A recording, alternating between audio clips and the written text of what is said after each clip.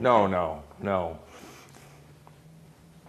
Hi, my name is John Jensen, and I'm a medically retired military mechanic living in San Jose, California.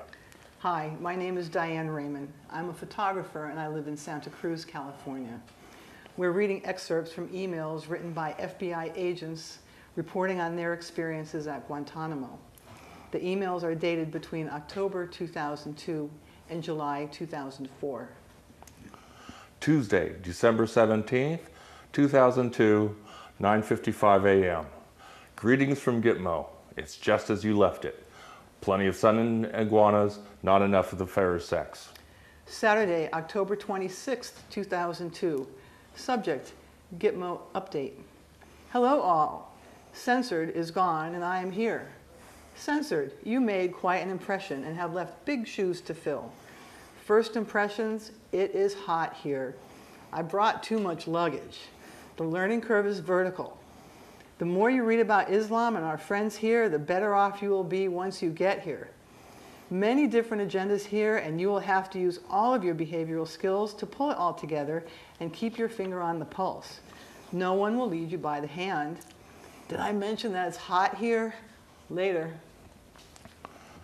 June 20th, 2003. Subject, survived the first week. Hello. Well, I've survived my first week at Gitmo.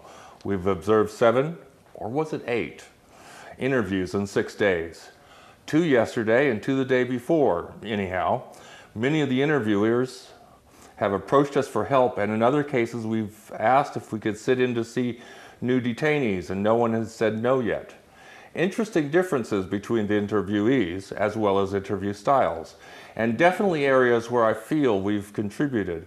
We're still hearing about folks doing weird things like subjecting interviewees to strobe lights, etc., but have not seen anything of concern to date. Overheard a very loud, non-FBI interview down the hall yesterday, but chose not to observe it. On the personal front, have seen 2 movies at the outdoor theater, Matrix Reloaded and Bruce Almighty. Definitely a must-see. There's even a monkey scene in it for you. There was a bonfire beach party last Friday and a pool party on Saturday night. We have an offer to go sailing this Sunday. Not sure if going yet. Friday, July 30th, 2004. Subject, Gitmo. Censored.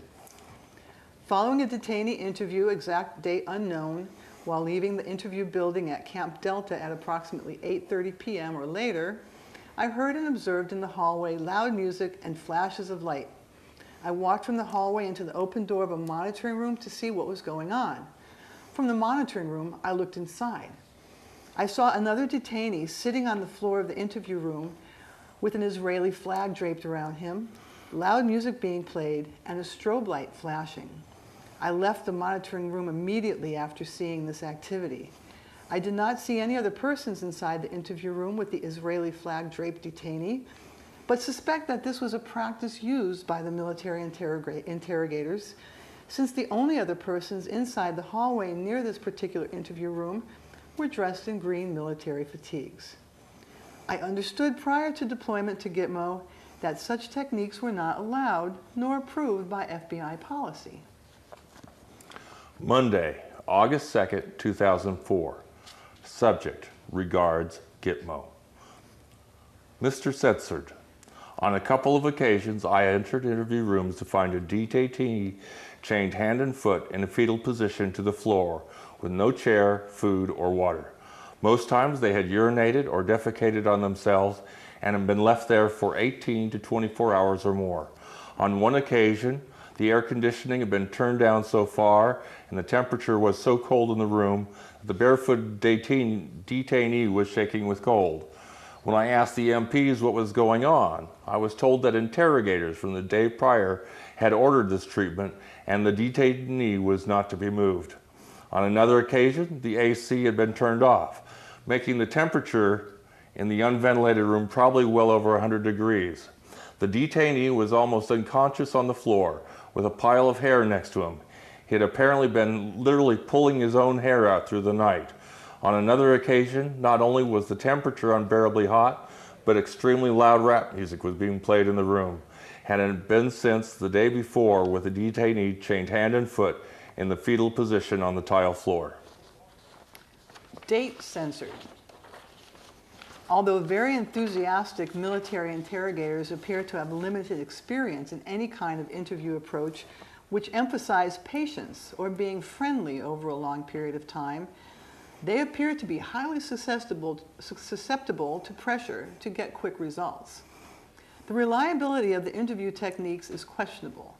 Worse, there appears to be no one on the DHS side who seems to be concerned about this.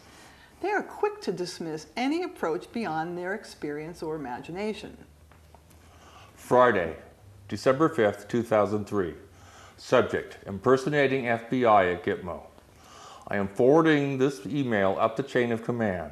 FBI supervisors request this information be documented to protect the FBI. The FBI has had a long-standing and documented position against the use of some of the military's interrogation practices. However, we were not aware of the latest techniques until recently. Of concern, military interrogators impersonating supervisory special agents of the FBI told a detainee that censored. These same interrogation teams then censored.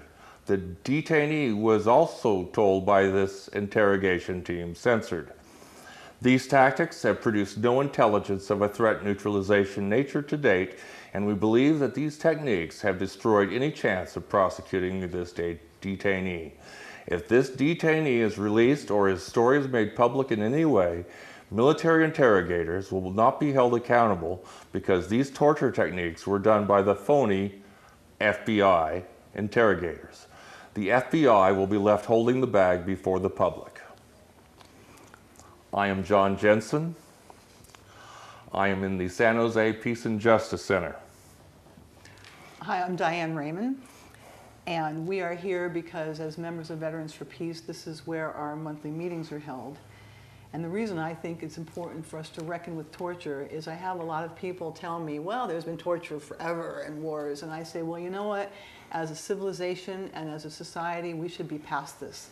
We should understand the moral and ethical concerns of doing something like this and have more respect for humanity in general than to be using these kinds of tactics in order to maintain our living status.